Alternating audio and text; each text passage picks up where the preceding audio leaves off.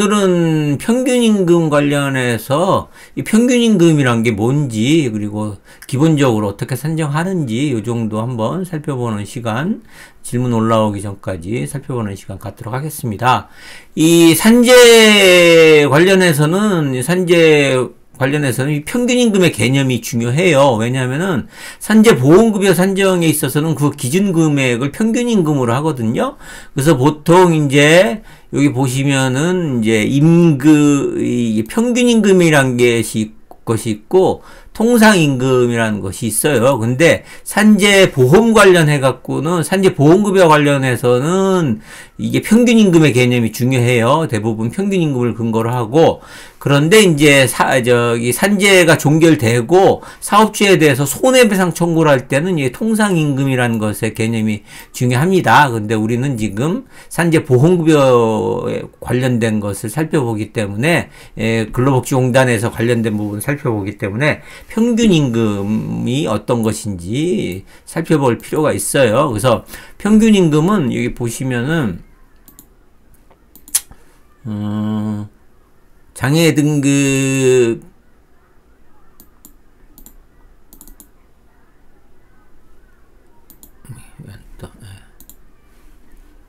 이게 보시면은 장애 이거가 아니고 법률을 봐야겠죠.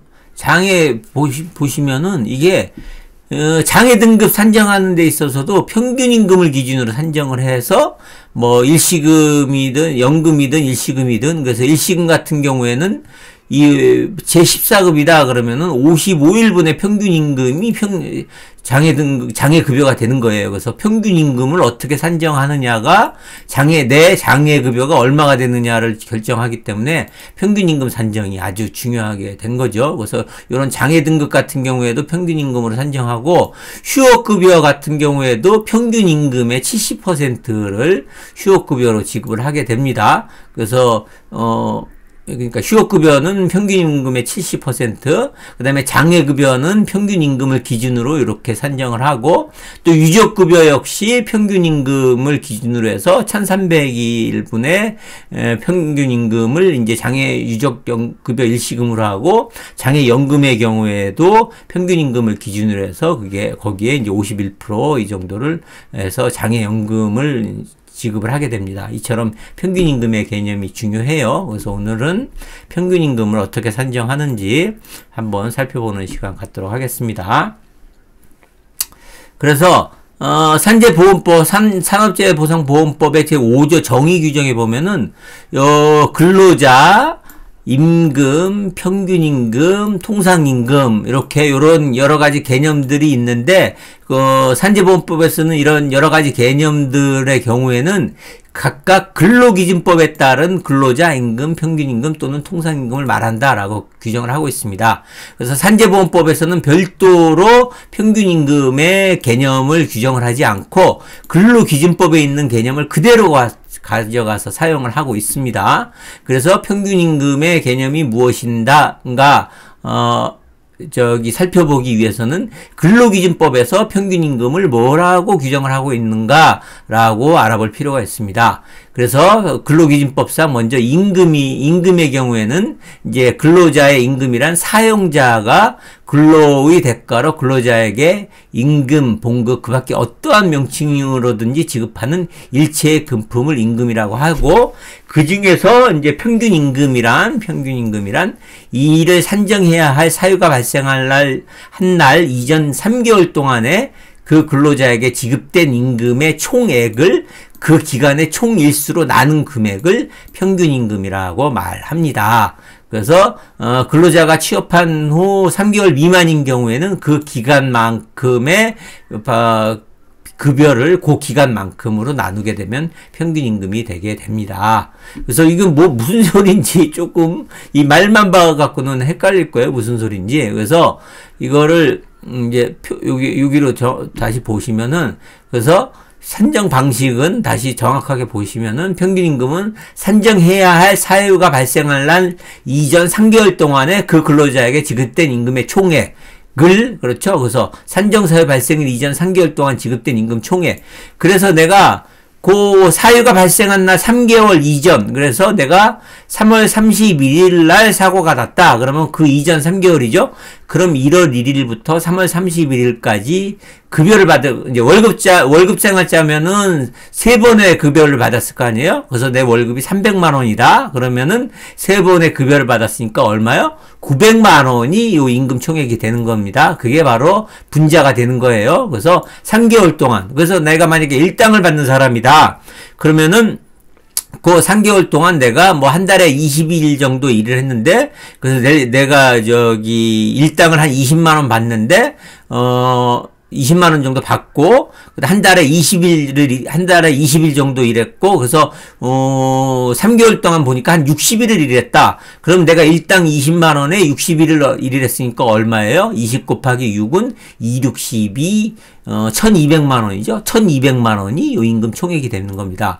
그래서 하여튼 그 기간 동안에 내가 내 통장에 3개월 동안, 그러니까 사고 발생하기 전 3개월 동안, 3개월의 기간 동안. 그래서 내가 12월 31일이면은 그냥 1월 1일. 그렇게 쉽게 생각하시면 돼요. 그 3개월 동안 지급된 임금 총액. 그래서 내가 받은 임금, 내 통장에 찍힌 총액.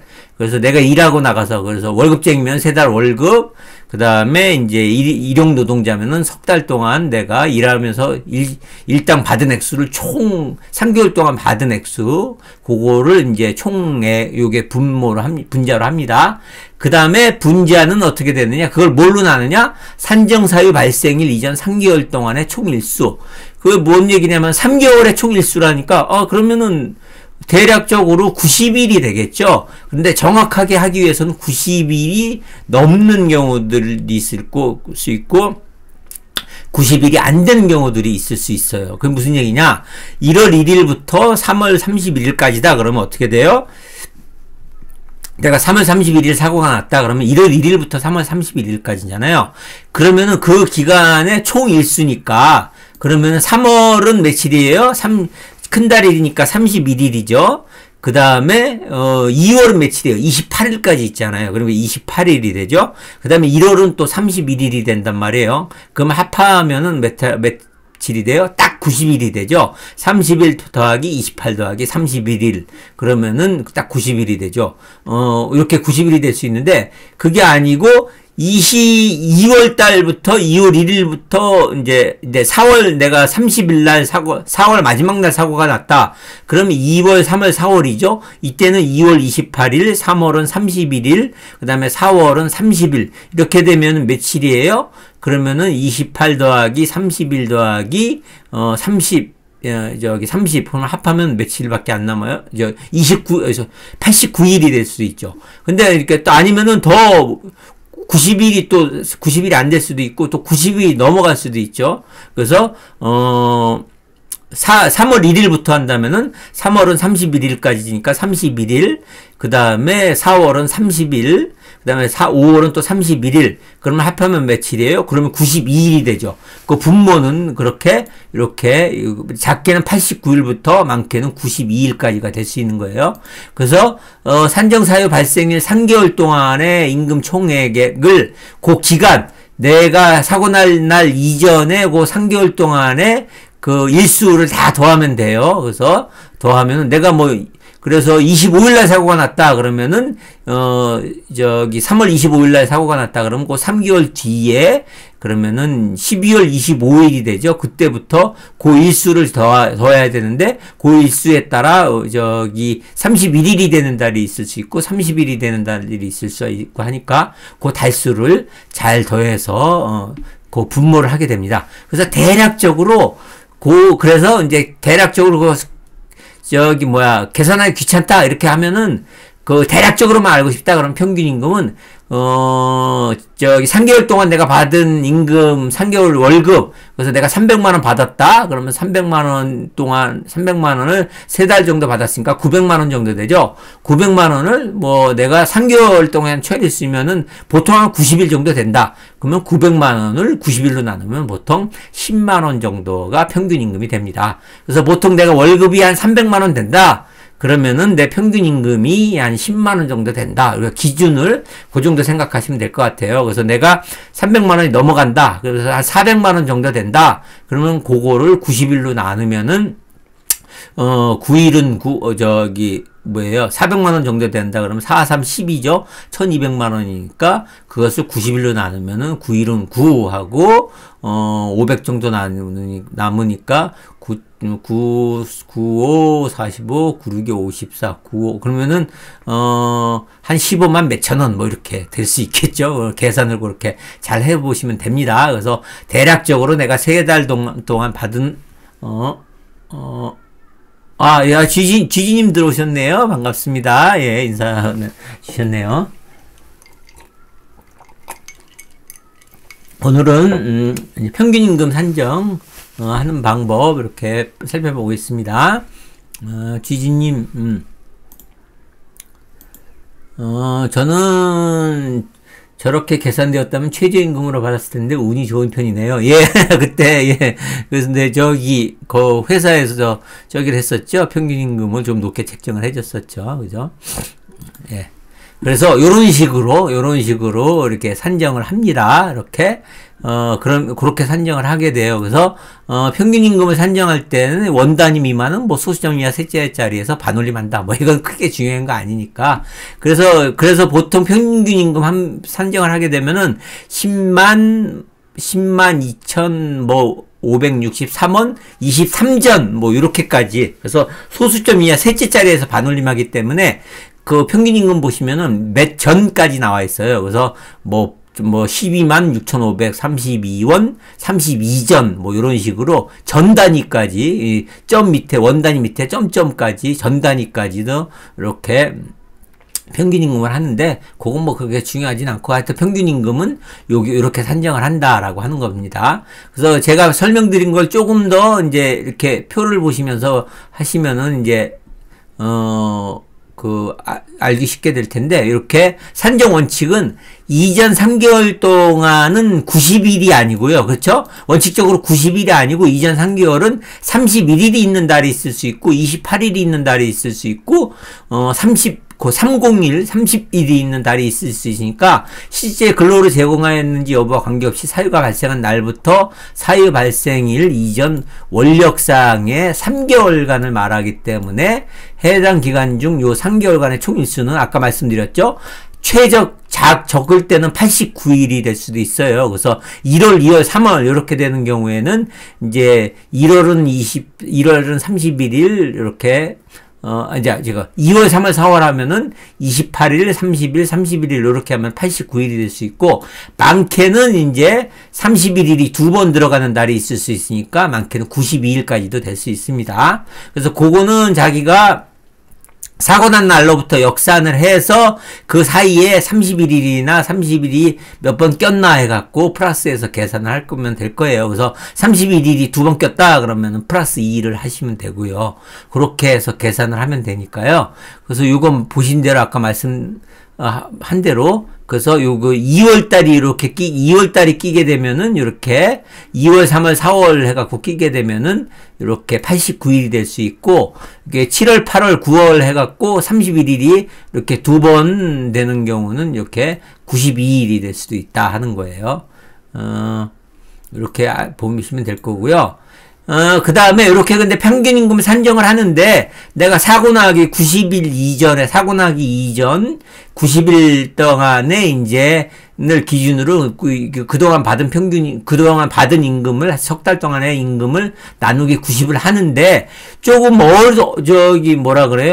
억울한 경우가 생길 수 있어요. 어떤 경우냐 하면은, 이게 평균임금을 내가 일반적으로 좀 어느 정도 많이 받는데, 그 기간 동안 내가 수습 중인 기간이 있다. 그래서 내가 한 달은 인턴으로 일하고 나머지 2달 동안은, 그 이후 한 달 동안 인턴 일한 이후부터는 계속적으로 근무를 했다. 그런데 이제 사고가 이제 한 달 일하고 2달 정도 한 달 정도 수습 사원으로 일하고 2달 이제 정식 사원으로 일을 해서 3개월째 되는 날 이제 정식사원으로 일한 지 2개월째 되는 날 이렇게 사고가 났다. 그러면은 내 급여는 300만 원인데 인턴 기간 동안은 100만 원밖에 못 받았다. 그러면 그동안 받은 임금이 너무 적게 되는 거죠. 그래서 그런 경우에는 수습 사용 중인 기간, 그 월급을, 이 수습 사용 중인 기간 동안에도 월급을 정직원하고 똑같이 줬다 그러면 이거 뭐 공지할 필요가 뺄 필요가 없는데, 보통 인턴이라고 하면서 수습 사용 중인 기간에는 원래 급여보다 하여튼, 좀 빼고 주죠. 그래서 요런 규정이 있어요. 그래서 요런 수습 사용 중 기간의 경우에는 그 기간을 빼고 계산을 합니다. 그 다음에 이제 사용자의 귀책 사유로 휴업한 기간. 그래서 이제 여러 가지 사연이 있겠죠. 그래서 회사에서 급여를 못 주니까 잠깐 한 달 정도 쉬어라. 그래서 나중에 주겠다. 이런 식으로 사용자의 이제 근로자의 귀책이 아니고 사용자의 귀책 사유로 휴업한 기간. 그 다음에 이제 산전 후 휴가. 그렇죠. 그 휴가 기간은 무급 휴가거든요. 산전 후 휴가 기간은 무급 휴가인데 그러면은 급여를 못 받았다는 걸 해갖고 그 기간이 포함되는 기간을 하면 안 되죠. 그 다음에 여기 업무상 부상 또는 질병을 요양하기 위해서 휴업한 기간. 그래서 이 기간 휴업 기간도 평균임금 산정 기간에서는 제외를 합니다. 그래서 나중에 장애급여 산정을 할 때도 그 휴업 기간은 공제를 하고 그 이전에 이제 기간을 가지고 장애급여를 산정을 합니다. 그 다음에 남녀 고용 평등과 하는 게 육아휴직 기간, 그 다음에 쟁의행위 기간, 요런 경우인데, 우리한테 중요한 거는 요거죠. 그래서 산재 휴업 기간, 산재 휴업 기간도 이 평균임금 산정 기간에서는 공제가 된다. 이렇게 알고 계시면 될 것 같습니다. 요게 이제 방금 설명을 드린 거죠. 예. 그래서 이렇게 요런 제외기간을 제외한 기간을 평균임금 산정기간으로 해서 그 산정기간에 발생한 임금액에 근거해서 평균임금을 산정을 합니다. 그래서 3개월을 산정을 하려는데 한 달이 인턴이었고 한다 그러면 그 인턴이었던 기간은 공제하고 인턴이 아닌 정식 직원이었던 기간 그 기간만 60일만 해서 그 2개월 동안 정식으로 받은 임금을 이렇게 나누게 되는 거죠. 그래서 내가 인턴 기간 동안은 100만 원, 정식 기간으로는 300만 원씩 급여를 받았다. 그러면은 이제 100 해갖고, 700을 90일로 나누는 것이 아니라, 300을 60일로 나누는 거죠. 그래야 평균임금 10만 원이 이렇게 나오는 거죠. 네. 이렇게 평균임금은 그 정도, 만 이제 알고 계시면 될 것 같습니다. 그래서 지급된 평균임금에 포함되는 임금은 무엇이냐까지는 그렇게 깊게 들어갈 건 없을 것 같아요. 그래서 요거는 평균임금 산정에 이의가 있는 경우에 이제 행정소송할 때 그 정도 필요한 거지 이런 것까지 여러분들이 깊이 있게 들어가실 필요는 없을 것 같습니다. 그래서 그 정도 오늘은 요 정도 평균임금은 요런 식으로 산정한다 정도 요 정도만 알고 계시면 충분할 것 같습니다. 그래서 오늘은 요 정도만 보도록 하겠습니다.